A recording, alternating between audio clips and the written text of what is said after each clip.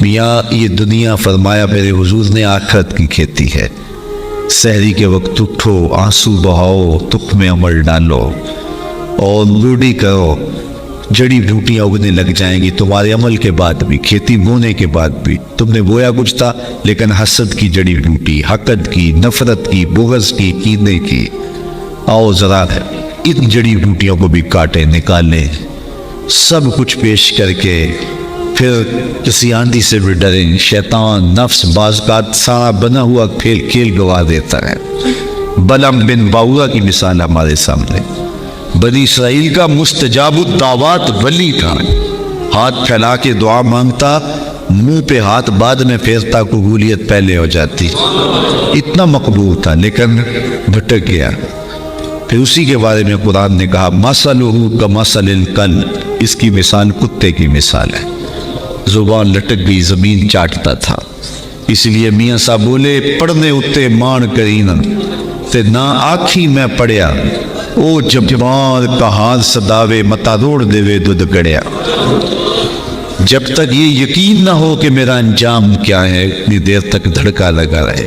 ایک تابعی حضرت ابو ملیکہ رضی اللہ تعالیٰ عنہ کہتے ہیں میں 30 اصحاب رسول سے ملا ہوں، بخاری کتاب الایمان اٹھائیے، کہتے ہیں میں 30 اصحاب رسول سے ملا ہوں، ہر کوئی ایمان کے بارے میں ڈاڈا فکر مند تھا کہ میرا خاتمہ ٹھیک ہو جائے۔ رنگا رنگ سہیلیاں پرن کڑے پر پریا اس نہ جانیے جس کا توڑ چڑھے۔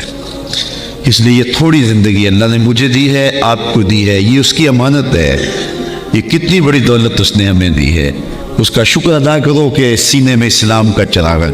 سب سے بڑی دولت جو ہمیں اس دنیا پہ دی گئی ہے وہ دولت ایمان ہے، اور آخرت میں سب سے بڑی دولت جو دی جائے گی وہ دیدار الہی ہوگا۔ جو دنیا میں ایمان سے محروم رہا، آخرت میں دیدار الہی سے محروم رہا، وہ حقیقی محروم ہے۔ ایک بندہ ہواؤں میں اڑتا ہے، چرخ پہ جھولتا ہے، عالی شان بنگلوں میں رہتا ہے، دنیا میں پہچان ہے، لوگ سلوٹ کرتے ہیں، وقار ہے، منصب ہے، عہدہ ہے، لمبی لمبی گاڑیاں ہیں، خوبصورت عورتیں پہلو میں ہیں، زمانہ کہتا ہے کیا قسمت اس کی، کیا کہنے، لیکن سینے میں ایمان کی روشنی نہیں ہے، کوڑی مل نہیں ہے۔ اور ایک بندہ جھونپڑی میں رہتا ہے، دوسری گلی کا کوئی بندہ اسے جانتا نہیں ہے، پھٹے پرانے پیبند لگے لباس ہے، کبھی کھانا ملتا ہے کبھی نہیں ملتا، سوکھی روٹی کھا کے گزارا کر لیتا ہے، کرائے کے مکان میں رہتا ہے، زمانہ پوچھتا نہیں ہے، لیکن سینے میں ایمان کا چراغ ہے، خوش بخت آدمی ہو۔ اللہ اکبر، خوش بخت وہ ہے جس کے سینے میں ایمان کی روشنی ہے۔ تو کہا یا ایھا الذین آمنوا، اے ایمان والو، اتقوا اللہ، اللہ سے ڈر جاؤ۔ اللہ سے ڈرنے کا سبق دیا گیا، اور اس ایک آیت میں 2 مرتبہ یہ بات کہی گئی، یا ایھا الذین آمنوا اتقوا اللہ ولتنظر نفس ما قدمت لغد واتقوا اللہ۔ ایک آیت میں 2 مرتبہ کہا گیا اے ایمان والو اللہ سے ڈر جاؤ، اور قرآن مجید میں 33 مرتبہ ہمیں تقوی کا حکم نامہ دیا گیا ہے۔ یہ اتنی اہم چیز ہے، اللہ سے ڈرنے کا حکم حضور علیہ السلام سے بھی۔ جب کوئی کہتا حضور ہمیں کوئی وصیت کیجیے تو حضور کہتے اوصی کا بتقوی اللہ، میں تمہیں اللہ سے ڈرنے کی وصیت کرتا ہوں۔ تقوی ہے کیا جس کی وصیت رسول کریم بھی بار بار کرتے ہیں؟ تقوی ہے کیا جس کی وصیت میرا رب بھی کرتا ہے، بار بار حکم دیتا ہے کہ تم تقوی اختیار کرو، اللہ سے ڈر جاؤ۔ اللہ کوئی ایسی چیز ہے جس سے ڈرا جائے؟ بندہ جس سے ڈرتا ہے اس سے وحشت بھی کرتا ہے، سانپ سے ڈرتا ہے ہتھے چڑھ جائے تو مار بھی دیتا ہے، چور ڈاکو سے ڈرتا ہے قابو آ جائے انہیں چھوڑتا بھی نہیں ہے، لیکن اللہ سے بندہ ڈرتا بھی ہے، محبت بھی کرتا ہے۔ تو یہ ڈرنا کس معنی میں ہے؟ تو یہ ڈرنا اس معنی میں ہے کہ بندہ جس سے محبت کرتا ہے اس کی ناراضگی سے ڈرتا ہے۔ اللہ سے ڈرنا اس معنی میں ہے کہ وہ ناراض نہ ہو جائے، وہ روٹھ نہ جائے، چونکہ میں اس سے پیار کرتا ہوں، اور جس سے بندہ پیار کرتا ہے اس کے تو تیور بدلے تو نیندیں اڑ جاتی ہیں۔ تو بندہ رب سے پیار کرتا ہے، کتنا پیار کرتا ہے؟ قرآن سے پوچھیے والذین آمنوا اشد حبا للہ، ایمان والے اللہ کو ٹوٹ کے چاہتے ہیں۔ اب دنیا میں کسی نے کسی سے اتنا پیار نہیں کیا ہوگا جتنا بندوں نے رب سے پیار کیا ہے۔ اللہ اکبر. تو جس سے پھر پیار کیا جائے اس کی ناراضگی سے ڈرنا چاہتا ہے.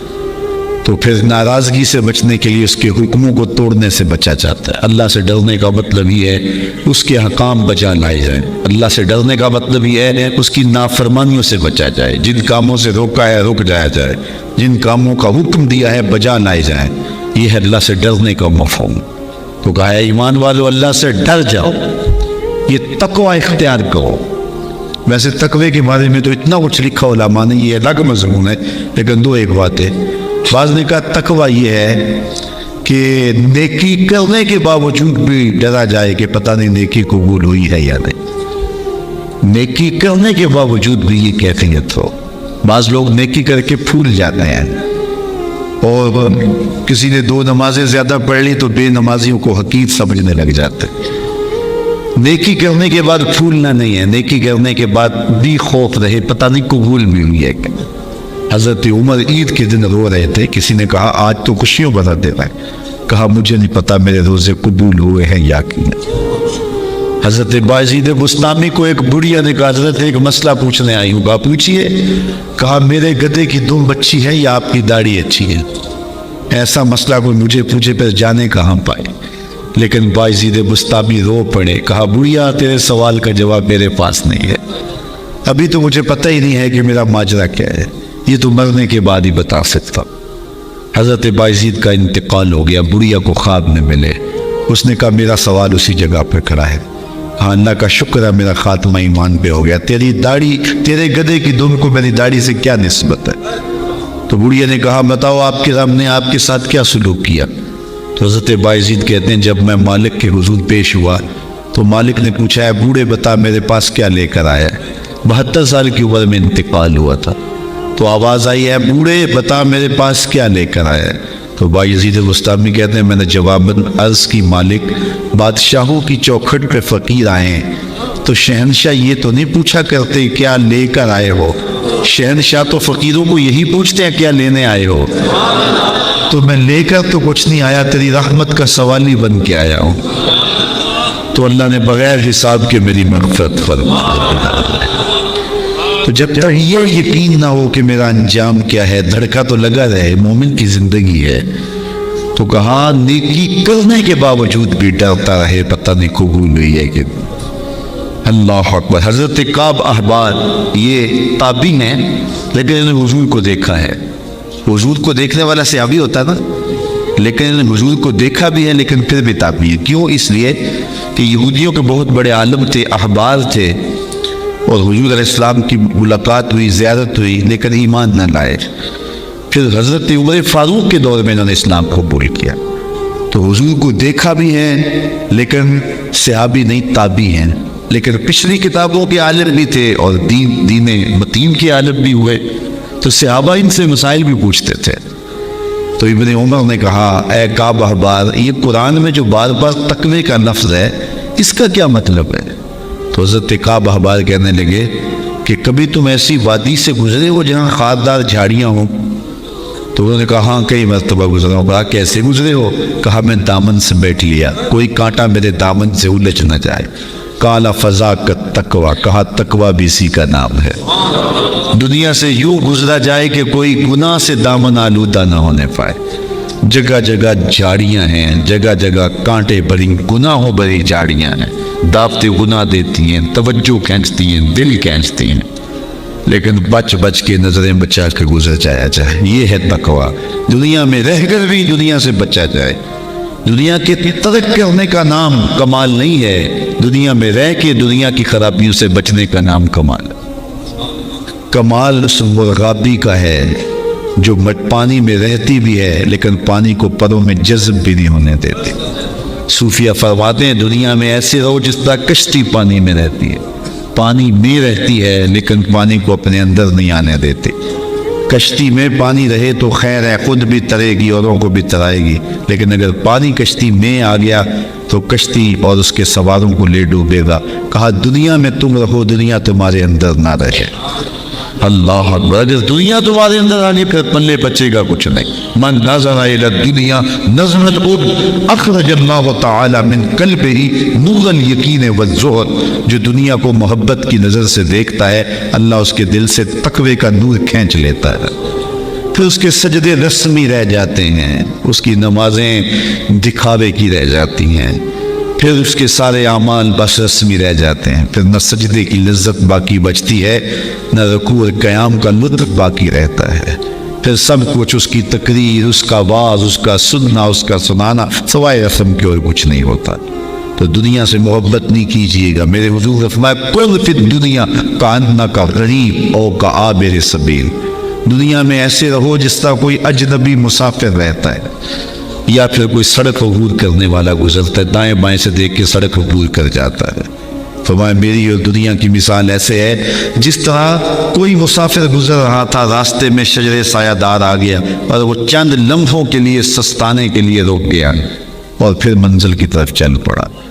تو دنیا میں چند لمحوں کے لیے ہم رکے ہیں. کوئی 60 سال کے لیے رکا ہے, کوئی 70 سال کے لیے رکا ہے, کوئی 50 سال کے لیے, کوئی 20 سال کے لیے, کوئی 40 سال کے لیے. کسی کے 40 سال بیت گئے, کسی کے 50 سال بیت گئے, کسی کے 20 سال بیت گئے. تھوڑی دیر کے بعد دوپہر کٹ جانی ہے, سایہ جو ہے وہ ختم ہو جانا ہے, اٹھ کے پھر کوچ کرنا ہی پڑنا ہے. تو قبل اس سے چونکہ یہ 60 سال 6 سال 50 سال 20 سال 40 سال یہ ہمارا اس درخت کی چھاؤں کے نیچے بیٹھنا ہے, اور اس کے بعد ایسی زندگی ہے, ایسی لمبی زندگی, نہ ختم ہونے والی زندگی. یوم حشر ایک دن جو ہے 50,000 سال کا, 50 سال کا نہیں, 50-100 سال کا نہیں, 50,000 سال کا ایک دن. اور یہ ساری دنیا 60 سال کی, یہ ساری زندگی جو ہے وہ 50 سال کی, 60 سال کی, 70 سال کی. اس میں بھی پہلے 8-10 سال بچپن کی مدہوشیوں میں گزر گئے, کچھ بڑھاپے کے ترپوں میں گزر گئے. دن میں 8 گھنٹے سوئے تو زندگی کا تیسرا حصہ یہ گزر گیا. 45 سال زندگی ہے تو 15 سال یہ نکل گئی, 10 سال بچپن کے نکل گئے, 5 سال بڑھاپے کے دھکے نکل گئے. روز ایک دن میں کتنی مرتبہ واش روم میں جانا پڑتا, آدھا گھنٹہ بھی لگا رہے روز کا, تو روز کا یہ بھی نکالو کتنی زندگی بچتی ہے. میرے ایک دوست نے اندازہ لگایا 13 سال بچتی ہے. 13 سال کے لیے, 15 سال کے لیے, 14 سال کے لیے اپنے رب کو ناراض کیا ہوا ہے. یا ایھا الانسان ما غرک بربک الکریم. آواز آئی ہے انسان اپنے قریب رب کو چھوڑ دیا تم نے. 70 ماؤں سے زیادہ پیار کرنے والا. ماں پیار کرتی ہے, بہت پیار کرتی ہے, لیکن مالک کے پیار کا مقابلہ ہی نہیں ہے. ماں اولاد سے اتنا پیار کرتی ہے, اس کے لیے دکھ جھیل لیتی ہے, تکلیفیں گوارا کر لیتی. میں آپ سے پوچھتا ہوں کہ ماں اولاد سے اتنا پیار کیوں کرتی ہے؟ آپ کا ایک ہی جواب ہوگا کہ ماں نے بچے کو جنم جو دیا ہے. تو میرے اس جملے پہ اگر غور کرو اور میں تقریر ختم بھی کر دوں تو آپ کے آنے کا اور میرے آنے کا مقصد پورا ہو جائے گا. یہ جملہ اگر آپ سمجھ جائیں, جس ماں نے جنم دیا ہے وہ اتنا پیار کرتی ہے, جس رب نے خلق کیا ہے وہ کتنا پیار کرتا ہے. ماں نے جنم دیا ہے, خلق نہیں کیا, تخلیق نہیں کیا. جنم دینے والے کا پیار کسی ترازو پہ نہیں تولا جا سکتا, تو جس نے خلق کیا ہے وہ کتنا پیار کرتا ہے. تو ماں کی گود چھوڑ کے بچہ بھاگ جائے تو ماں کہتی ہے پتر آجا, اتنی ٹھنڈ کہیں نہیں ملے گی, اتنی گھنی چھاؤں کہیں نہیں ملے گی, آجا میری باہیں تیرے لیے کھلی ہیں. تو مالک کی دہلیز چھوڑ کے بندہ بھاگتا ہے تو ذرا اس کی آواز بھی دیکھو. یا ایھا الانسان ما غرک بربک الکریم. او بھاگنے والے آجا, پلٹ کے تیرا رب بڑا ہی کریم ہے. مجھے بتاؤ بھیگنے والوں کو کوئی یوں بھی آواز دیتا ہے؟ کبھی آپ نے پولیس کو مجرم کا تعاقب کرتے دیکھا ہوگا, لیکن یہ دیکھیے بھاگنے والے کو جو اللہ کے در سے بغاوت کر کے بھاگ رہا ہے, چھوڑ کے بھاگ رہا ہے, شیطان نے جس کو اغوا کر لیا ہے اور بھاگ رہا ہے اس کی دہلیز سے. مسجد کے قریب ہوتے ہوئے بھی پنج گانا صدائے دل نواز آتی, حی علی الصلاۃ حی علی الفلاح, لیکن یہ نیند کے خراٹوں میں ہوتا ہے. میرا رب اسے بھی کہتا, او بھاگنے والے آجا, میں تیرا رب لگتا ہوں, دیکھ میرا تیرا گوڑا رشتہ کتنا ہے, آجا پلٹ, آنا تو نے ہے ہی. پھر جو کفن میں منہ چھپا چھپا کے آتا پھرے گا, کھلے منہ آجا. پھر جو تجھے لوگ کندھوں پہ اٹھا کے لائیں گے میرے حضور, بہتر نہیں ہے اپنے قدموں سے چل کے آجا. میری رحمت کے دروازے تیرے لیے کھلے. ما غرک بربک الکریم. ماں میں عموم ہے. اہل علم علماء یہاں جو یا طلباء بیٹھے ہیں درس نظامی کے، وہ جانتے ہیں ماں میں کیا حسن ہے. ما غرک، وہ کون سی شے ہے جس نے تجھے مغرور کر دی؟ دولت، حسن، جوانی، اقتدار. کوئی ایک چیز بھی ہے جو تیرے پاس ٹھہرنے والی ہے؟ تو کس چیز پہ ناز کر کے اپنے رب کی دہلیز کو بھول گیا ہوا ہے؟ آجا پلٹ کے. کبھی آپ نے دیکھا ہو کوئی نالائق بچہ گھر چھوڑ کے بھاگ جائے تو وہ تو شاید کسی کے برتن ہوٹل پہ مانچ کے اپنے پیٹ کی آگ بجھا رہا ہو، لیکن ماں کے حلق سے نیچے لقمہ نہیں اترتا. ماں نہ کچھ کھاتی ہے نہ کچھ پیتی ہے، اور باپ بھی بے قرار ہوتا ہے. پوچھتے پھر نالائق کدھر چلا گیا.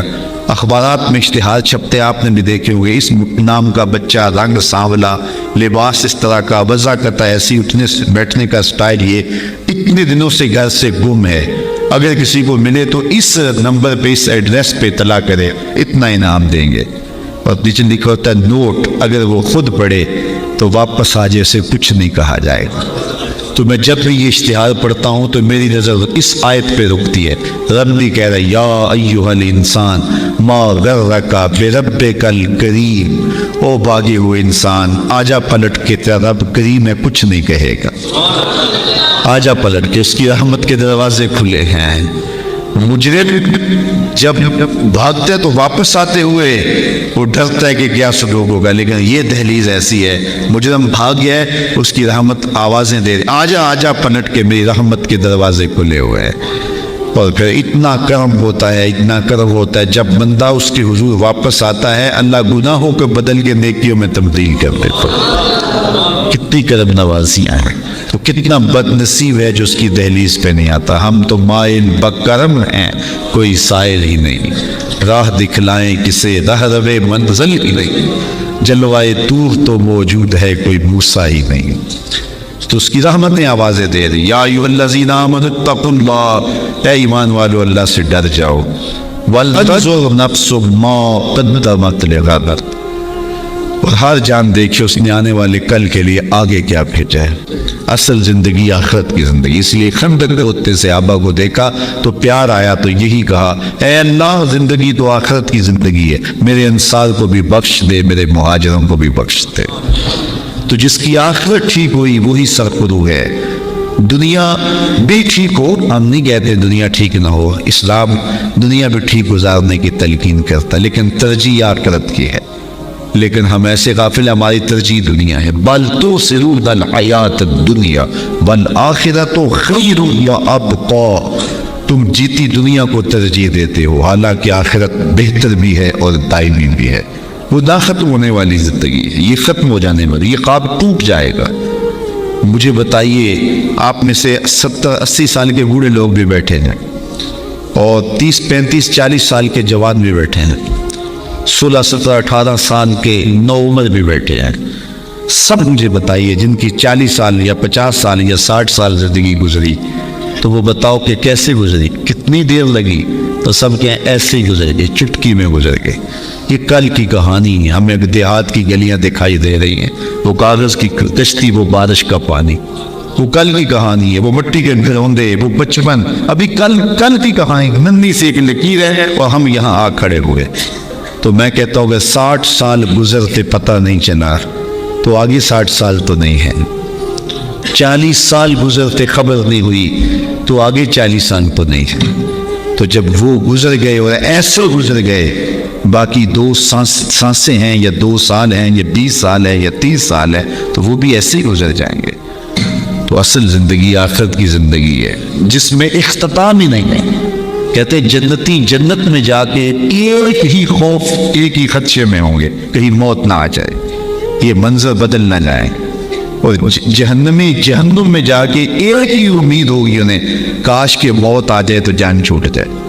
پھر مینڈے کی شکل کے اندر جو ہے وہ حشر کے میدان میں موت کو لایا جائے گا. جنتی جنت سے اور جہنمی جہنم سے دیکھ رہے ہوں گے، اور پھر مینڈے کی شکل میں لائی ہوئی موت کو ذبح کر دیا جائے گا. اب موت کو بھی موت آ گئی. تو جنتی اتنے خوش ہوں گے کہ اگر خوشی سے مرا جاتا، موت کو موت نہ آئی ہوتی تو یہ مر جاتے. اور جہنمی اتنے دکھی ہوں گے کہ اگر موت کو موت نہ آئی ہوتی اور غم سے مرا جا سکتا ہوتا تو یہ مر جاتے۔ ایک ابدی زندگی ہے جو نہ ختم ہونے والی ہے، اور یہ زندگی بکھر جانے والا خواب ہے۔ تو میں سمجھتا ہوں اس سے بڑا جو ہے وہ احمق نہیں ہے جو اپنی آخرت کو برباد کرتا ہے۔ تو سورۃ الاعلیٰ کے اندر خاص طور پہ یہ بات کہے گی، بل تؤثرون الحیاۃ الدنیا والآخرۃ خیر وابقیٰ ان ھذا لفی الصحف الأولیٰ صحف ابراہیم وموسیٰ۔ کا یہ صرف ہم نے قرآن میں بیان نہیں کیا، یہ حضرت ابراہیم، حضرت موسیٰ پر جو صحیفے اترے تھے یہ کہانیاں ہم نے وہاں بھی لکھی ہیں، انسان کو بتایا ہے، اس کو معاد کی خبر دی ہے، دنیا کی بے ثباتی کی کہانی بتائی ہے، تو وہ اس دنیا میں رہ کے اپنی آخرت کی طرف توجہ دے۔ یہ بوائی کا موسم ہے، آخرت کٹائی کا موسم ہے، تخم عمل ڈالے، محنت کرے، گوڈی بیچ، جڑی بوٹیاں تلف کرے، اپنے عمل کی بہتریاں کرے، آنسوں کا چھڑکاؤ کرے، تہجد کے سجدے نصیب ہوں، 5 گانا نمازوں میں کوتاہی ممکن ہی نہ ہو۔ ہمارے بزرگ فرمایا کرتے تھے سونے سے قبل 5 انگلیاں بھی گن لیا کرو، 5 نمازیں بھی گن لیا کرو، اور اگر تہجد نصیب ہو جائے، کتنے خوش نصیب ہیں وہ لوگ جو سحری کا اٹھنا پا لیتے ہیں۔ ایک روایت میں آتا جب سحری کے لمحے ہوتے ہیں تو شوہر اٹھتا ہے اور اپنی بیوی کو بھی جھنجھوڑتا ہے، لیکن نیند کے غلبے کی وجہ سے وہ اٹھ نہیں پاتی۔ خیر یہ چلا جاتا ہے، وضو کرتا ہے، واپس آتے ہوئے چلو میں تھوڑا سا پانی لیے آتا ہے اور اپنی بیوی کے اوپر چھڑک دیتا ہے، تو وہ بھی اٹھ جاتی ہے اور یہ مصلی بچھا کے نماز پڑھنے لگ جاتا ہے، اللہ کی حضور سجدہ ریزیاں کرتا ہے، اور وہ بھی جلدی سے وضو کر کے اس مصلی کے ساتھ مصلی بچھا کے خاتون بھی نماز پڑھنے لگ جاتی ہے۔ تہجد کے سجدے ہیں، سحری کے لمحے ہیں، رات کی تاریکیاں ہیں، کوئی دیکھنے والا نہیں ہے، 2 مصلی بچھے ہیں، ایک پہ شوہر کھڑا ہے، ایک مصلی پہ بیوی کھڑی ہے، رب کی دہلیز کا نوکر اور اس کی چوکھٹ کی بادی، دونوں سجدہ ریز۔ حدیث میں آتا ہے جب یہ سجدے کر رہے ہوتے ہیں اللہ دیکھ کے مسکرا رہا ہوتا ہے، اپنی شان کے مطابق مسکرا رہا ہوتا ہے کہ دیکھو میرا بندہ اور میری بندی میرے لیے سجدے کر رہے ہیں، پھر کتنی رحمتیں برستی ہیں، کتنی کرم نوازیاں ہوتی ہیں۔ ذرا اپنی سحریوں کا آغاز سجدوں سے کرو، پھر آپ کو کسی بابے کے پاس نہیں جانا پڑے گا کہ جن آ گیا، بھوت آ گیا، ہمارے گھر میں سایہ ہو گیا، بدروحوں کا اثر ہو گیا، کسی نے تعویذ ڈال دیے، جادو کر دیا، ٹونا کر دیا۔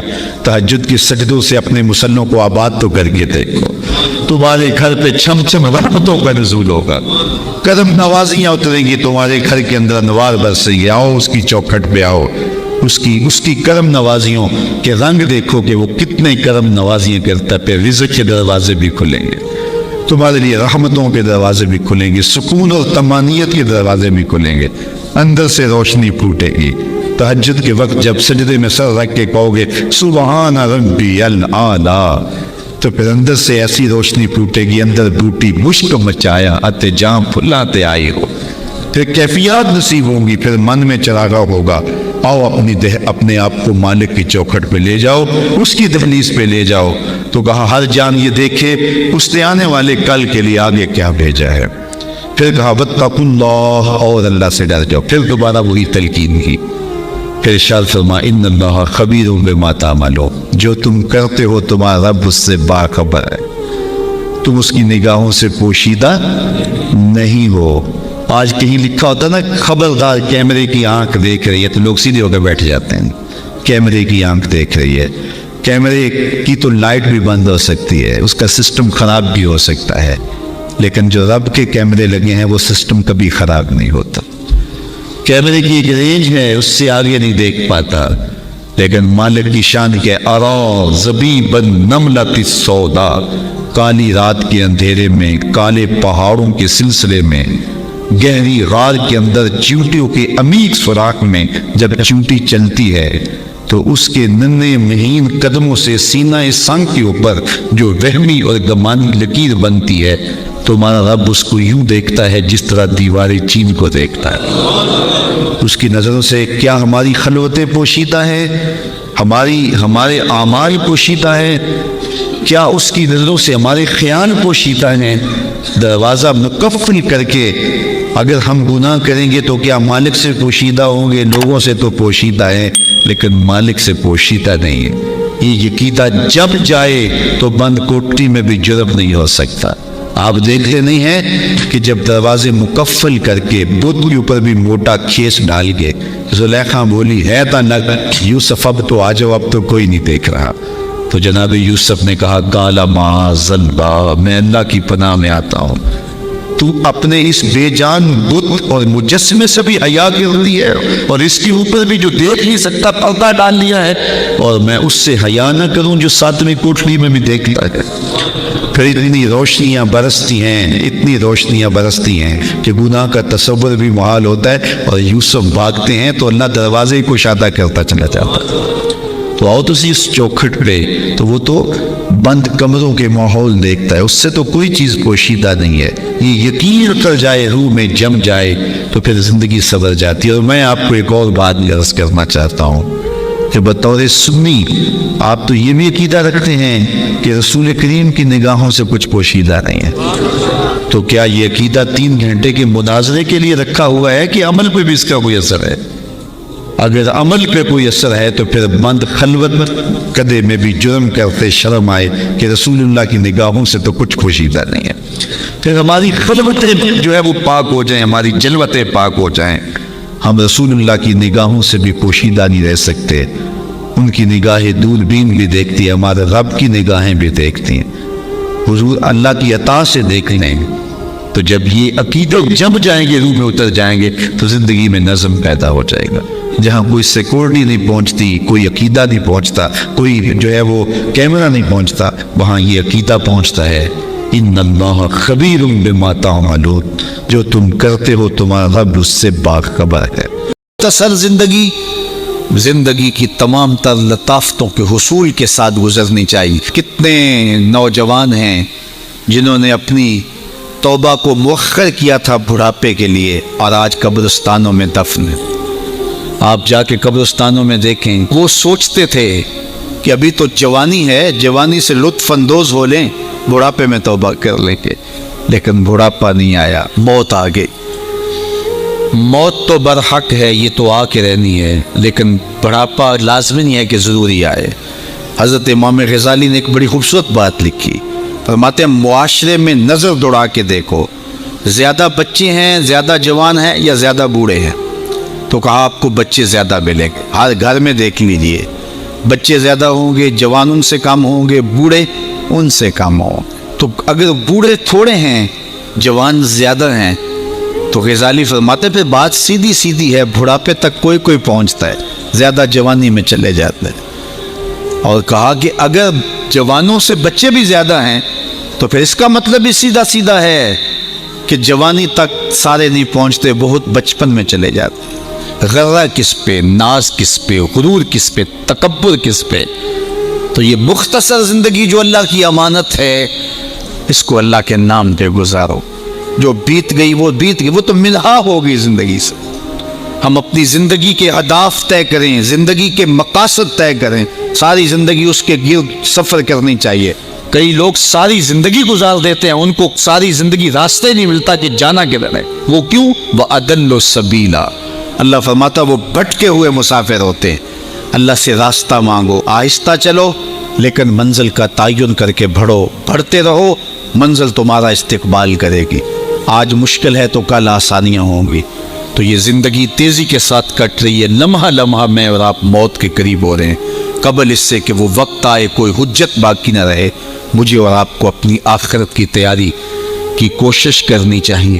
مختصر زندگی ہے، سانس کسی وقت بھی ٹوٹ جانی ہے، اور میں اور آپ آغوش موت میں جانے والے ہیں۔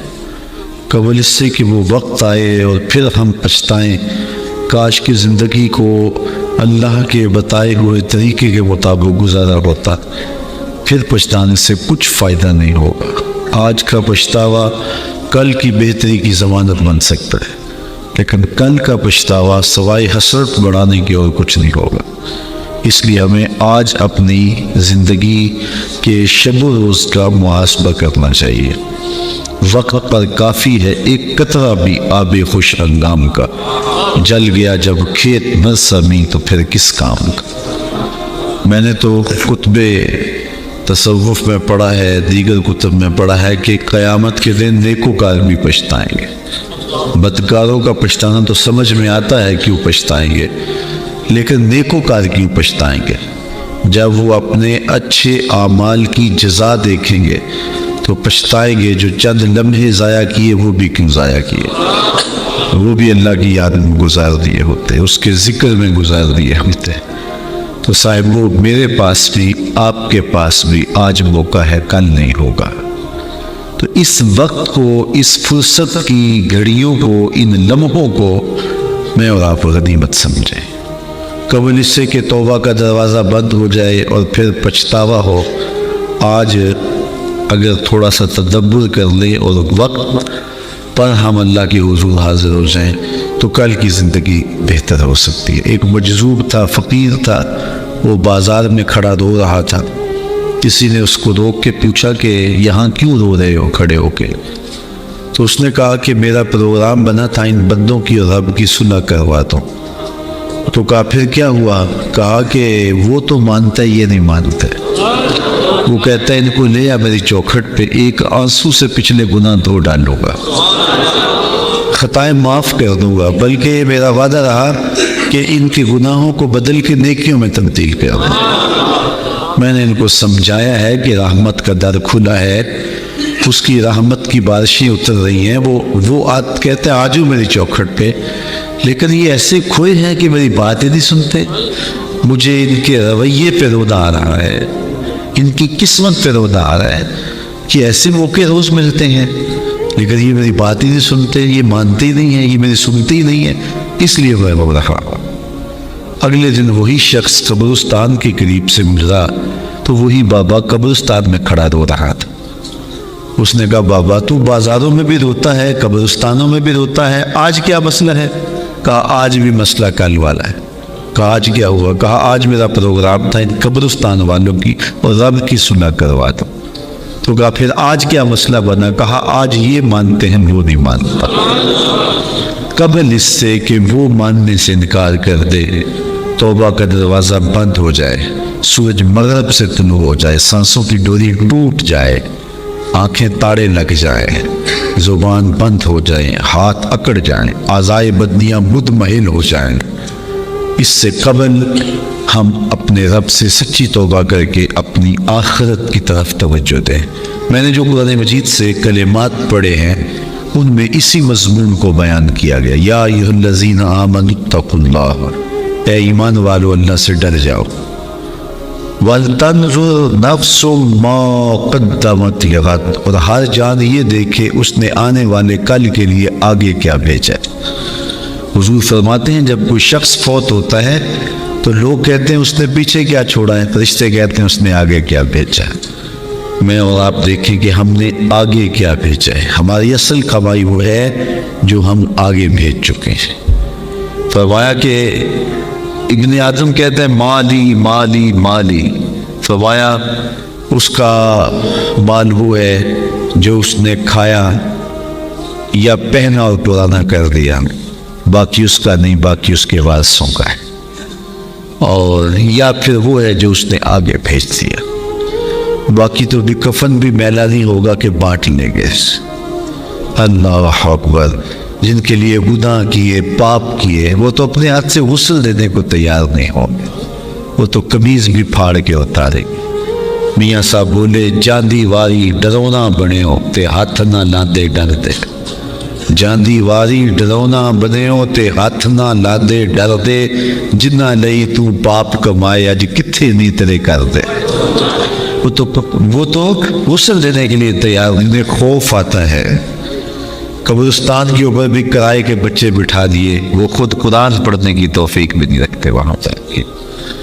تو وہی عمل ہے صاحب جو ہم نے اپنے ساتھ لے کے جانا ہے، اپنی آخرت کے لیے سوچنا، کبھی دھوکے نہ پڑنا۔ میرے پہ ناراض نہ ہونا، میں سچی بات کرنے کا عادی ہوں، میرے پہ پیر ناراض ہو جاتے ہیں، میں کہتا ہوں پیر وہ ہے جو تمہیں آخرت کی فکر دے، تمہاری زندگی کو اور اوکھا کر دے۔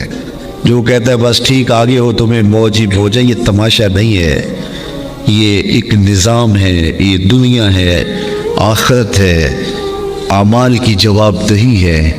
اقبال کہتا ہے تو نے پوچھی ہے امامت کی حقیقت مجھ سے، حق تجھے میری طرح صاحب اسرار کرے، ہے وہی تیرے زمانے کا امام برحق جو تجھے حاضر و موجود سے بیزار کرے۔ دیکھ احساس زیاں تیرا لہو گرما دے، فقر کی سان چڑھا کر تجھے تنوار کرے، موت کے آئینے میں دکھلا کے رخ دوست تیرے لیے زندگی اور بھی دشوار کرے۔ فتنائیں ملت بیضا ہے امامت اس کی جو مسلمان کو سلاطین کا پرستار کرے۔ آپ نوٹ پھینک رہے ہوتے ہیں، جھوم رہے ہوتے ہیں، اور نعت خواں کہہ رہا ہوتا ہے بس تم آگے ہو نعت خواں میں، تو نعت خوانی میں آگے ہو، بس بخشے گئے ہو، اللہ کرم کرے، اس کے لیے کوئی مشکل نہیں ہے، لیکن نظام ایسا نہیں ہے۔ ہم سے عمل مانگا گیا ہے، ہم سے سجدے مانگے گئے ہیں، ہم سے حقوق اللہ، حقوق العباد کو پورا کرنے کا تقاضا کیا گیا ہے۔ ہماری زندگی ہے ایک نظم ہے، پورا نظام شریعت ہے، تو ہم نے اپنی زندگی کے لیے محنت کرنی ہے۔ یار ایک مزدور نے 500 روپیہ کمانا ہو تو 8 گھنٹے کم از کم اسے جو ہے وہ ایک دن میں مزدوری کرنی پڑتی ہے، پھر جا کے شام کو اس کو 500 روپیہ ملتا ہے۔ تو جنت اتنی ہی سستی ہے کہ یوں ہی مل جائے گی۔ ام حسبتم ان تدخلوا الجنہ، کیا تم نے یہ گمان کر لیا ہے کہ جنت یوں ہی مل جائے گی؟ جبکہ تم سے جو پہلے تھے ان کو مصیبتوں میں مبتلا کیا گیا، آزمائشوں میں ڈالا گیا، اور وہ جھنجھوڑ دیے گئے۔ وزلزلوا، یہاں لفظ آتے وزلزلوا، انہیں جھنجھوڑ دیا گیا، یہاں تک کہ وقت کا نبی بھی پکار اٹھا، اہل ایمان بھی پکار اٹھے، مالک تیری مدد کب آئے گی؟ تو پھر ہم نے کہا بس ہماری مدد آیا جا رہی ہے۔ تو دنیا آخرت کی کھیتی ہے، آخرت کے لیے تخم عمل ڈالو۔ آج جو تخم عمل ڈالے گا کل وہ فصل کاٹ لے گا۔ دنیا بوائی کا موسم ہے، آخرت کٹائی کا موسم ہے۔ جو بوائی کے موسم میں سحری کے وقت اٹھتا نہیں، ہل جوتتا نہیں، زمین کو کھودتا نہیں، بیج ڈالتا نہیں، سہاگا دیتا نہیں، پانی ڈالتا نہیں، جڑی بوٹیاں تلف نہیں کرتا، تو کیا کٹائی کے موسم کے اندر وہ فصل اٹھا لے گا؟ فصل وہی اٹھائے گا جو مٹی کے ساتھ مٹی ہو گیا ہے، جو سحری کے وقت اٹھا، جس نے چھڑکاؤ کیا، پانی ڈالا، بیج ڈالا، تخم عمل ڈالا، پھر جڑی بوٹیاں ہوگی ان کو کاٹتا رہا۔ اس نے کتنی محنت کی، تیز ہوا چلی تو دل ڈولنے لگا کہیں فصل نہ اجڑ جائے، دھوپ زیادہ گرم ہو گئی تو پریشان ہو گیا، ہاتھ پھیلا کے دعائیں مانگتا رہا، پانی خشک ہونے لگا تو سینچتا رہا پانی کہ میرے بوٹے سوکھ نہ جائیں، پھر جا کے کہیں پھل پکا اور پھر جا کے اس نے کھیتی اٹھائی۔ اور آقا کریم نے فرمایا جو شخص یتیم کی کفالت کرے گا، انا وقافل الیتیم، میں اور یتیم کی کفالت کرنے والا، قیامت کے دن اس طرح قریب ہوں گے جس طرح میری یہ 2 انگلیاں قریب ہیں۔ یہ کتنی بڑی بات ہے جو حضور نے اعزاز قائم کر دیا۔ وہ یتیم کو اس لیے دھکے دیتے تھے کہ اس کو منحوس سمجھتے تھے۔ اب حضور کا ذرا دیکھیے انداز محبت۔ ایک غیر مسلم اسلام لاتا ہے تو بعض میں انٹرویو کیے جاتے ہیں کہ کون کون سی قدر اسلام کی ہے جس نے تمہیں متاثر کیا، تو اس سے پوچھا گیا کہ اسلام کی کس قدر نے تمہیں اسلام کے قریب کیا، تو اس نے جو جواب دیا اس نے کہا کہ سیرت کا ایک واقعہ میری ہدایت کا باعث بنا۔ وہ اس طرح، ایک دن حضور کی مجلس لگی ہوئی تھی، لوگ بیٹھے ہوئے تھے، تو ایک شخص حاضر ہوا اور عرض کیا حضور میرا بیٹا گم ہو گیا اور صبح سے نہیں مل رہا، میں آپ کی خدمت میں اس لیے حاضر ہوا ہوں کہ دعا کریں کہ وہ مل جائے، میں الگ پریشان ہوں، اس کی ماں الگ تڑپ رہی ہے۔ قبل اس سے کہ حضور دعا کے لیے ہاتھ اٹھاتے، مجلس کے دوسرے کونے میں ایک شخص اٹھ کے کھڑا ہو گیا جو ابھی آیا تھا، کہنے لگا حضور میں ابھی آیا ہوں، میں نے فلاں باغ میں اس کے بیٹے کو بچوں کے ساتھ کھیلتا ہوا دیکھا۔ جب باپ نے سنا تو ابھی ہاتھ اٹھے نہیں تھے کہ کام بن گیا، اس نے دوڑ لگا دی، آقا فرمایا سے بلاؤ، بلایا گیا، کہا بڑی جلدی ہے حضور، آپ جانتے ہیں ایک باپ کے جذبات کیا ہوتے، تو میں ضرور جاؤ، میں تمہیں نہیں روکتا، لیکن میری صرف ایک بات یاد رکھنا، جب باغ کے کنارے جاؤ تو وہاں بچوں کو اکٹھا کھیلتے ہوئے دیکھو، تمہارا بچہ تمہیں نظر آ جائے تو اس کو بیٹا کہہ کے آواز نہ دینا، اس کو نام لے کے اسے پکارنا۔ عرض کی حضور وہ میرا بیٹا ہے، اگر میں بیٹا کہہ کے پکاروں تو اس میں حرج بھی کیا ہے؟ فرمایا تم صبح سے بچھڑے ہوئے ہو، تمہارے لہجے میں بلا کی مٹھاس ہوگی، तुम नहीं जानते, हो सकता उन खेलने वाले बच्चों में कोई यतीम बच्चा भी खेल रहा हो। तो जब तुम अपने बेटे को बेटा कह के पुकारोगे, क्योंकि मिठास बड़ी होगी तुम्हारे लहजे में, उसका दिल चोट खा जाएगा। काश कि आज मेरा बाप होता तो मुझे भी बेटा कह के पुकारता। वो कहता है ये वाकया मेरी हिदायत का बायस बन गया कि इतना नज़ाकत कल्बिया का लिहाज कि कहा ये इस्लाम का मिजाज है। बेवा के सामने अपनी बीवी से प्यार न करो, गरीब के सामने अपनी दौलत की नुमाइश न करो, बल्कि हुजूर ने यहां तक फरमाया अपने गोश्त की खुशबू से हमसाए को तकलीफ न दो। या तो थोड़ा सा शोरबा ज्यादा डाल लो, या ऐसे जाविये ऐसे वक्त पकाओ कि हमसाए के बच्चे सो चुके, मजदूर के बच्चे जिद कर बैठे और वो जिद पूरी ना कर सके, तो फिर उनको उनके आंसू कौन पूछेगा और कौन उनको चुप कराएगा। वो क्या किसी ने कहा था, दोपहर को वो सो जाती है इस डर से, दोपहर को वो बच्चों को सुला देती है इस डर से गली में फिर खिलौने बेचने वाला ना आ जाए।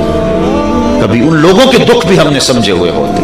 हमारी हालत तो ये है कि हमारे देहातों में रिवाज है कि जब कोई शख्स अपनी बेटी को रुखसत करता है तो उसका जहेज चारपाइयों पे बिछा देते हैं और फिर एक बंदे को पैगाम दिया जाता है, एक औरत को, जाओ पूरी बस्ती में बताओ कि हमारी बेटी का जहेज देख जाए। इसको हम देहाती जुबान कहते हैं रस्म वखाला कहते हैं। दिया तो अपनी बेटी को है, लोगों को दिखला रहे हैं दाद वसूल करने के लिए, बड़ा जिहाद कर दी, कमाल हो गया। हमने तो दाद दे दी, 4 दिन तंदूरों पर चौपालों में यही बात हुई, लेकिन ये ना सोचा कि तुम्हारी बेटी का जहेज देखने के लिए बेवा की यतीम बच्चियां भी आई, उस मजदूर की बेटियां भी आई जो बुढ़ापे के बावजूद, कांपते हुए बदन के बावजूद कली वाला डब्बा उठा के मजदूरों वाले अड्डे पे जाके बैठता है और बूढ़ा समझ के उसे कोई कबूल भी नहीं करता, और वो कहता मुझे 10-20 रुपए कम दे देना, लेकिन कोई उसे कबूल नहीं करता।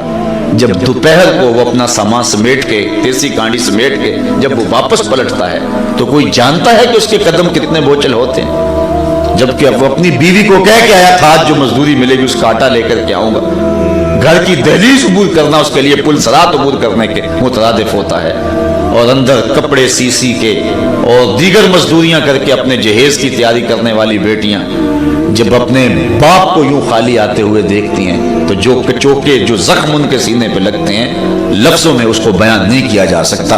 तुम्हारी बेटी का जहेज देखने के लिए उस मजदूर की बेटियां भी आई। तुमने तो दाद वसूल कर ली, लेकिन जो जख्म उनके कलेजे पे लगे उसका मदावा किसके पास है। तारा टूटता सबने देखा, ये ना देखा एक ने भी, किसकी आंख से आंसू टपका, किसका सहारा छूट गया। अल्लाह ने अपने महबूब को कहा कि महबूब फम्मल यतीम फला तक़हर, यतीम पर दबाव नहीं डालना है। अल्लामा इकबाल अंजुमन हमायत इस्लाम, ये जो लाहौर का यतीम खाना दारुल शफ़क़त, इसके एक सालाना इजलास के अंदर एक नज़म पड़ी थी, नाला यतीम। उसमें यतीम के दुखड़े बयान करते हैं कि जब चांद चढ़ता है ईद का तो सारे बच्चे छतों पे चढ़ के चांद देखते हैं, यतीम बच्चा भी चढ़ता है छत पे, और जब वापस चांद नजर आता है तो सारे अपने माँ बाप की बाहों में झूलते हैं और मुबारकबाद वसूल करते हैं। और यतीम बच्चा जब सीढ़ियाँ उतरता है तो उसका इस्तकबाल करने वाला कोई नहीं होता। और फिर जो उसकी हालत होती है, इकबाल ने वो हद कर दी उसके जज्बात की अक्कासी, बात लंबी होगी। आखिर में वो कहता है यतीम तेरे दुखों का सहारा कोई नहीं, आज तुझे मैं रसूलुल्लाह की चौखट पे ले चलो। तसव्वुर ही तसव्वुर में उसे हुजूर के दरबार में ले जाता है, और आका करीम अलैहिस्सलाम फिर उम्मत से मुखातब होकर कहते हैं गर तुम समझो तो 100 बातों की ये एक बात है, आबरू मेरी यतीमी की तुम्हारे हाथ है। ये लफ्ज कह के हजरत इकबाल ने चंदे की अपील की थी, लोगों ने अपनी जेबें उलट दी थी। तो गरीब का, यतीम का सहारा आमना का लाल है, और अल्लाह ने अपने महबूब के दिल को गदाज और नरम बनाया हुआ था, इतना नरम कि जिस जख्म किसी को हो नबी बेचैन हो जाते। यार गज़वा बदर में काफिर खून के प्यासे बन के आए थे, लेकिन 70 मारे गए, 70 कैद हो गए। हजरत बिलाल कहते हैं हुजूर मस्जिद के सेन में कभी दाएं कभी बाएं जा रहे हैं। मैंने कहा अल्लाह जो है वो मेरे माँ बाप आप पे कुर्बान हो, क्या मैं माजरा है कि आप आराम नहीं फरमा रहे। तो हुजूर ने फरमाया इनकी रस्सियां सख्ती से बांध दी गई हैं, इसलिए मुझे नींद नहीं आ रही। हजरत बिलाल ने और सहाबा ने जो आगे होकर के वो कैदियों की रस्सियों को ढीला किया, फिर हुजूर अलैहिस्सलाम जो है वो राहत फरमाई। जो काफिरों के लिए इतने शफीक और नरम दिल हैं, तो वो अपनों के लिए कितने शफीक होंगे और कितने नरम दिल होंगे। इमाम राजी ने लिखा है कि हुजूर की रकाकत कल्बी का आलम यह है, लो तदखुलु शौकतुन फी रिजल अहदिकुम लबजत अलमा। फरमाया اے صحابہ تمہارے پاؤں میں کانٹا بھی چبھے تو اس کی تکلیف مجھے ہوتی. اور اللہ نے قرآن مجید میں حضور کے اس مزاج کو بیان کیا, عزیز علیہ ما عنتم, تمہارا مشقت میں پڑنا اس پہ گراں گزرتا ہے, تم مصیبت میں پڑو تو نبی بے چین ہو جاتا ہے. اللہ تعالیٰ جل شانہ اپنی رحمت نازل فرمائے. حضور کا پیار اس امت کو جو نصیب ہوا ہے, یہ ایک دن کا محفل میلاد کے پتہ نہیں کیا ہو گیا امت میں, یہ کیوں اختلاف ہے, میں سمجھ نہیں رہا کیوں اختلاف ہے. میں تو کہتا ہوں ساری زندگی بھی محفل میلاد میں گزار دی جائے پھر بھی حق شکر ادا نہ ہو. حضور نے اتنا پیار کیا ہمارے پاس, اللہ کی قسم ہمارے بدن پہ اتنے بال نہیں ہیں جتنے رسول اللہ کے احسانات ہیں. اتنا کرم اور اتنا فضل اور اتنا لحاظ رکھا, اور آج دنیا پہ جو اتنا خیال رکھتے ہیں کل قیامت کے دن کتنا خیال رکھیں. فَأَمَّا الْيَتِيمَ فَلَا تَقْهَرْ, یتیم پہ دباؤ نہ ڈالو. وَأَمَّا السَّائِلَ فَلَا تَنْهَرْ, اور سائل کو جھڑکو نہ. وَأَمَّا بِنِعْمَتِ رَبِّكَ فَحَدِّثْ, اور اپنے رب کی نعمت کا خوب چرچا کرو. اللہ نعمت دے, کرم نوازی فرمائے تو اس کا اظہار کرو, چرچا کرو, اس پر گفتگو کرو, اس پہ بات کرو, تشکر بجا لاؤ. حضور علیہ الصلوۃ والسلام اللہ کی من جملہ نعمتوں میں سے سب سے بڑی نعمت ہے. محمد نعمت اللہ, یہ امام بخاری کے لفظ ہیں. حضور اللہ کی نعمت ہے, تو حضور کی آمد پر پھر اظہار مسرت, اظہار بشاشت, یہ اہل ایمان کا شیوا ہے, اہل ایمان کا طریقہ ہے, اور اہل ایمان کا دستور ہے. حضرت حسان بن ثابت رضی اللہ تعالیٰ عنہ فرماتے ہیں, من علینا ربنا ہم باسفینا محمدا, اللہ نے احسان کیا کہ حضور عطا کر دی. میں نے کتب میں پڑھا 12 نبیوں نے آرزو کی ہے کہ ہم حضور کی امت سے ہوں. ہم نے کوئی آرزو بھی نہیں کی تھی, سوئے تھے مقدر جاگ اٹھے. مؤذن نے کان میں آ کر کے جو ہے وہ مبارک دی, مبارک ہو تو آقا کا غلام بن کے آ رہا ہے. وہ کیا کسی نے کہا تھا, شاہوں سے ملا ہے نہ توگر سے ملا ہے, اللہ کا عرفان اسی در سے ملا ہے. اوروں کو ملا ہے تو مقدر سے ملا ہے, مجھ کو تو مقدر بھی تیرے در سے ملا ہے. نبیوں نے تذکرے کی. ابن ساکر نے, اللہ اس شخص کا بھلا کرے, اصل ہم تو شہد کھا لیتے ہیں نا, ہمیں نہیں پتا کہ مکھی کہاں کہاں سے رس چوستی ہے. میں نے کتب میں پڑھا کہ جب مکھی چلتی ہے نا تو 1000 کلومیٹر تک یہ جاتی ہے. 1000 کلومیٹر اتنی گولی کی طرح جا رہی ہے, اور وہاں سے رس چوسا اور پھر آئی اور چھتے میں رکھا, پھر چلی گئی. اور ایک مکھی نہیں, ہزاروں مکھیاں, اور پھر جا کے شہد کشید ہوتا. ہمیں تو آرام کے ساتھ مل جاتا ہے, لیکن یہ کتنے لاکھوں کلومیٹر کے سفر کا نتیجہ. یہ حدیثیں جو ہمارے پاس ہیں یہ تو ہمیں آسانی سے مل گئی, لیکن ان محدثین نے کتنی محنت کی. ابن اساکر کو ابن اساکر اسی لیے کہتے ہیں کہ وہ رہتا ہی لشکروں کے ساتھ ہے. جب کوئی لشکر راستہ ہوتا تو ابن اساکر بھی چلا جاتا. لوگ تلواریں تیز کر رہے ہوتے, یہ لوگوں سے پوچھتا ہوتا, یار تم نے حضور کا کوئی فرمان تو نہیں سنا؟ اگر سنا ہے تو مجھے بتاؤ. تو اس طرح وہ جمع کرتا رہتا. میرے پاس ابن اساکر کتاب نہیں ہے, اس کا خلاصہ ہے. وہ خلاصہ 40 جلدوں کے اندر ہے. جس کتاب کا خلاصہ 40 جلدوں کے اندر, آپ اندازہ کریں کہ وہ کتاب کتنی بڑی ہوگی. تو اس میں یہ روایت نقل کی ہے جو ہے وہ ابن اساکر نے, اللہ بھلا کرے, کہاں کہاں سے شہد نچوڑا اور کہاں کہاں سے رس چوسا. اور آج ہمارے منہ جو مٹھے ہیں اور ہمارے دماغ جو معطر ہے اور حضور کی حدیث کا نور ہمارے تک پہنچا ہے, یہ محدثین کی محنت ہے. انہوں نے ہزاروں میل سفر کیا اور دقتیں سید پوری زندگی گزار دی.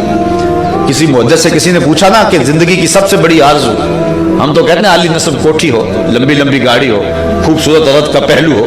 ہماری آرزویں تو اس طرح کی ہیں نا.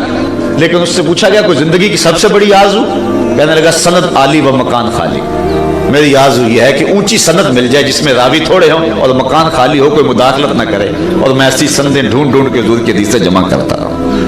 تو ابن اساکر نے یہ روایت جو ہے وہ نقل کی ہے کہ حضرت موسیٰ علیہ السلام پر جب الواح تورات کا نزول ہوا تو انہوں نے الواح تورات کو پڑھا تو اس امت کا تذکرہ پڑھا, امت مصطفیہ کا, اور اللہ کی بارگاہ میں عرض گزار ہوئے, مالک ایک امت کا تذکرہ پڑھا ہے. اللہم انی اجد فی الالواح امتاً ہم السابقون الاولون, جو آئے گی بعد میں لیکن فضل و شرف کے اعتبار سے پہلے نمبر پہ ہو, وہ امت میری امت کہتے ہیں. یہ دیکھیے نا, جو لوگ پیچھے بیٹھے ہوئے جب اٹھ کے جائیں گے, کھانے کی باری آئے گی تو سب سے آگے یہی ہوں گے.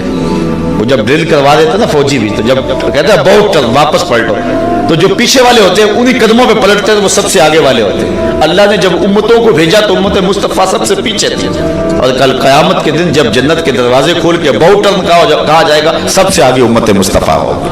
ہم السابقون الاولون, مالک وہ امت میری امت کر دے. قال تلک امت احمد, کہا یہ تو میرے پیارے احمد کی امت ہے. اچھا لمبے سوال ہیں. اللہم انی اجدو فی الالواح امتن اناجیلہم فی صدورہم یقرؤونہا ظاہرا. ایک ایسی امت کا تذکرہ پڑھا, ان کی کتابیں سینے میں ہوں گی, بے دیکھ کے پڑھیں گے. پچھلی امت میں کتاب اللہ کا حافظ صرف نبی ہوتا تھا, یہاں 7 سال کا بچہ بھی پورا قرآن سینے میں محفوظ رکھتا ہے. کہا مالک وہ امت میری امت بنا دے. کہا یہ تو میرے پیارے احمد کی امت ہے. پھر کہا ایسی امت کا تذکرہ پڑھا یجعلون الصدقۃ فی بطونہم, جو صدقے کا مال خود کھائیں گے ثواب بھی خود کمائیں گے. پچھلی امت ہے تو پھینک دیتی, بجلی چکتی. ہم خود ذبح کریں, خود کھالو دیڑے, کھال بھی اپنے کام میں, گوشت بھی خود کھائیں, ثواب بھی خود کمائیں. یہ عجیب ماجرا ہے کہ بروز عید قرباں وہی ذبح بھی کرے ہے وہی لے ثواب الٹا. کہا مالک وہ امت میری امت بنا دے. قال تلک امت احمد, کہا یہ میرے پیارے احمد کی امت. پھر سوال کیا اللہ ایک ایسی امت کا تذکرہ پڑا ہے یاکلون الفیع, جو مال فیع بھی کھائے گا. پچھلی امتوں کے لیے مال غنیمت تو جائز تھا, لیکن جس میں لڑائی نہیں ہوئی مال فیع جائز نہیں تھا. اس امت کے لیے وہ بھی جائز ہے جس طرح باغ فتق تھا. کہا مالک وہ امت میری امت کر دے. کہا یہ تو میرے پیارے کی امت ہے. پھر کہا ایک ایسی امت کا تذکرہ بھی پڑا اذا ہم احدهم بسیئۃ فلم یعملها ما کتبت له وان عملها کتبت له سیئۃ واحدۃ فجعلها امتی. قال تلک امت احمد. کہا ایک ایسی امت کا تذکرہ پڑا اگر گناہ کی نیت کرتے ہیں گناہ نہیں لکھا جاتا, کرتے ہیں ایک تو ایک ہی لکھا جاتا ہے, اور وہ بھی توبہ کریں تو مٹا دیا جاتا ہے. وہ امت میری امت کرتے. کہا یہ بھی پیارے کی امت ہے. پھر سوال کیا اللہم انی اجد فی الالواح امتا اذا ہم احدهم بحسنۃ فلم یعملها کتبت له وان عملها کتبت له عشر حسنات فجعلهم امتی. مالک وہ امت میری امت کر دے. نیکی کی نیت کرے گی, نیکی کی نہیں لکھ دی جائے گی.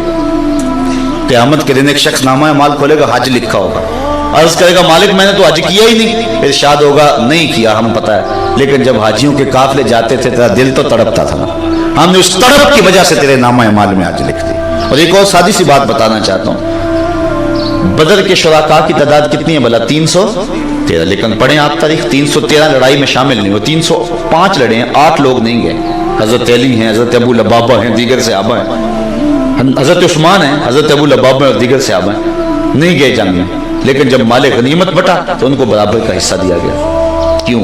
اس لیے کہ گھر سے عزم کر کے چلے تھے. مومن نیت کرتا ہے تو نامہ مال میں نیکی لکھ دی جاتی. وَإِنْ عَمِلَهَا کتبت له عشر حسنات, اور اگر عمل کرتا ہے کہ لکھی 10 جاتی.